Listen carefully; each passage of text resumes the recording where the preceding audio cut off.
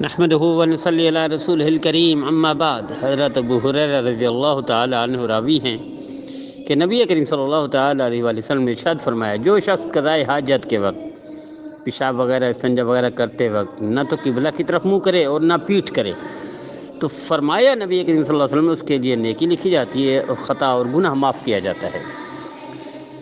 آپ اندازہ کیجئے کہ یعنی قضائے حاجت اپنی ضرورت ہے، پیشاب وغیرہ کرنا اپنی ضرورت ہے، اپنی ضرورت پر بھی اللہ گناہ معاف کرتے ہیں، نیکیاں دیتے ہیں۔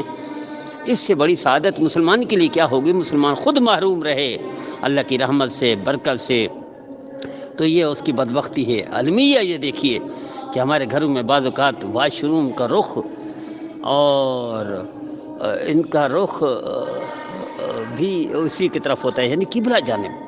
حالانکہ گھر میں ہم دیکھتے ہیں کارنر ہو، گلی میں ہو، پارک کے سامنے ہو، ویسٹ اوپن ہو، لیکن اس گھر میں یہ چیزیں نہیں دیکھتے کہ نبی کریم صلی اللہ علیہ وسلم کی خلاف ورزی، سنت کی خلاف ورزی تو نہیں ہو رہی، کہ واش روم کا رخ قبلہ جانب تو نہیں ہے۔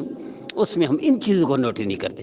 ہم گھر کو لوکیشن ہر اعتبار سے دیکھتے ہیں، ہر زاویے سے دیکھتے ہیں، مین گلی ہو، چوڑی گلی ہو، ویسٹ اوپن ہو، اور پارک کے سامنے ہو، اور پارکنگ بڑی ہو، اور کارنر پر ہو، دو طرف تین